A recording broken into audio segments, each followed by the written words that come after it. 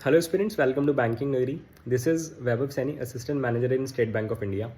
So today's topic of discussion is your questions of interview. हम short में daily basis पे एक एक दो क्वेश्चंस डिस्कस करेंगे जो सीधे सीधे आपसे इंटरव्यू में पुटअप होते हैं।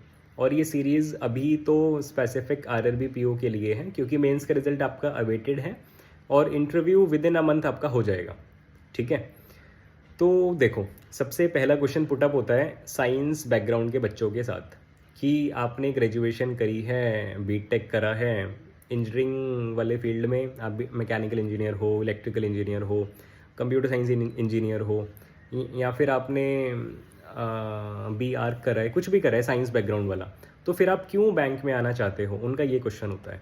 ठीक है, क्वेश्चन पूछने का रीज़न ये होता है क्योंकि बैंक में most of the work is related to commerce only. ठीक है, आपको यहाँ पे एरोनॉटिकल इंजीनियर या मैकेनिकल का फ्रिक्शन या फिर वो सब चीज़ें नहीं काम में आती, तो उनका क्वेश्चन बस ये होता है कि आप कैसे करोगे और क्यों हम आपको सेलेक्ट करें। देखो, एग्जाम्पल वाइज समझाता हूँ। मैं खुद मैकेनिकल इंजीनियर हूँ। मुझसे क्वेश्चन पुटअप हुआ था कि आपको हम क्यों चूज़ करें, मतलब आपका क्या फ़ायदा रहेगा ग्रेजुएशन मैकेनिकल में करने के बाद बैंक में ज्वाइन होने से, हमको क्या फ़ायदा होगा, सीधा से ये क्वेश्चन पुटअप था। ठीक है, तो मेरा रिप्लाई ये था, या जो रिप्लाई होना चाहिए वो ये होना चाहिए। देखो, मान के चलो आप किसी लोन की ब्रांच में हैं, तो आप मान के चलो एसएमई ब्रांच में ही हो, आपको बड़े लोन्स देने हैं, 50 लाख अबव के लोन्स देने हैं, करोड्स में लोन्स देने हैं। ठीक है, करोड़ों वाले। तो उसके पहले क्या होता है, वो लोग टर्म लोन लेते हैं मशीनरीज़ के लिए। अब उनकी जो मशीनरीज़ होती है ना, वो करोड्स में होती हैं, मतलब 10 करोड़, 20 करोड़, 50 करोड़। ठीक है, तो उन मशीनरीज़ का आप मतलब कॉस्ट वेटिंग कराते हैं। ठीक है, वैल्यूअर से उनकी जो, ये मैं अभी मैकेनिकल के रिगार्डिंग बात कर रहा हूँ, तो आप इस तरह बोल सकते हो, सर मुझे मशीन्स की नॉलेज है, हम जैसे कॉस्ट वेटिंग कराते हैं। कॉस्ट वेटिंग का मतलब क्या होता है कि वो पर्टिकुलर मशीन कितने की है, वो सब चीज़ें वो स्पेसिफिक वैल्यूअर आपको बता के देता है।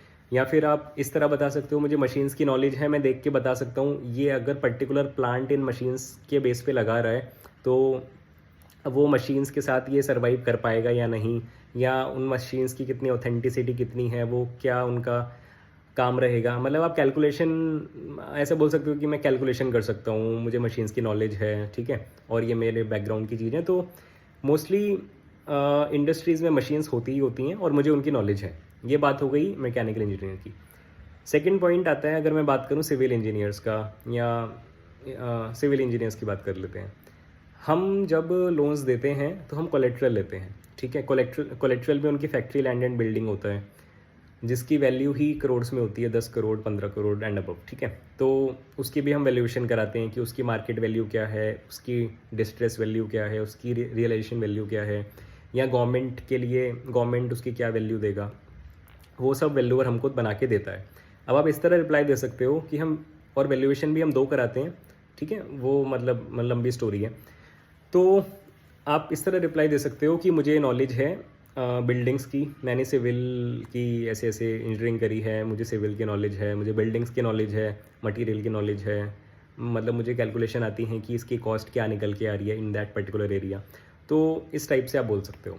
ये मैं स्पेसिफिक बता रहा हूँ इंजीनियर्स के लिए जिनके पास जवाब नहीं होता कि हम बीटेक करने के बाद बैंक में आके हमारा क्या फ़ायदा बैंक को मिलेगा। ठीक है, अगर हम बात करें इलेक्ट्रिकल इंजीनियर्स की, तो वो मशीन रिलेटेड ही बता सकते हैं कि मुझे मशीन्स की नॉलेज है, मतलब उससे रिलेट करके वो बता सकते हैं। तो ये छोटा सा डिस्कशन था। ये क्वेश्चन मुझसे भी पुटअप हुआ था और जितना मुझे याद है मेरे तीनों इंटरव्यूज़ में पुटअप हुआ था, एसबीआई पीओ में भी, आरआरबी पीओ में भी, और आपका आईबीपीएस पीओ में भी। तीनों इंटरव्यू में मुझसे ये क्वेश्चन पूछा गया था और मेरा रिप्लाई मशीन्स से रिलेटेड ही था कि सर मुझे मशीन्स की नॉलेज है, मैंने बीटेक 4 साल में केवल मशीन्स पढ़ी हैं और लोन देने में मुझे मशीन्स की नॉलेज है, तो मैं अच्छे से बैंक की हेल्प कर सकता हूँ कि इन पर्टिकुलर मशीन्स के साथ हम ये लोन सैंक्शन करेंगे, डिसबर्स करेंगे, तो बैंक के लिए यूज़फुल रहेगा, वो पर्टिकुलर प्लांट सस्टेन कर पाएगा कि नहीं, या वो मशीन्स अच्छी हैं या नहीं। ठीक है, उनकी क्या प्रोडक्टिविटी है, प्रोडक्शन उनके साथ किस रेट पे रहेगा, वो सब मतलब मैंने बोला था मुझे नॉलेज है, मैं कर सकता हूँ। तो इस टाइप से आप रिलेट कर सकते हो। बाकी डेली बेसिस पे मैं 2-2 वीडियोज़ आपके लिए लेके आता रहूँगा और करीब 15 से 20 टॉपिक्स आपके कवर हो जाएंगे जो इंटरव्यू में डायरेक्ट आपसे क्वेश्चन पूछा जाता है। ठीक है, तो जो नए बच्चे हैं, मैं थोड़ा सा अपना ब्रीफ दे देता हूँ। I am assistant manager in state bank of India. बाकी जो जिसने अभी सब्सक्राइब नहीं करा है वो सब्सक्राइब कर ले, और टेलीग्राम चैनल का लिंक आपको डिस्क्रिप्शन में मिल जाएगा, वो आप ज्वाइन कर लें। अब डेली बेसिस पे आपको वीडियोस मिलेंगी related to your interview preparation, ठीक है। So bye, good day ahead, take care.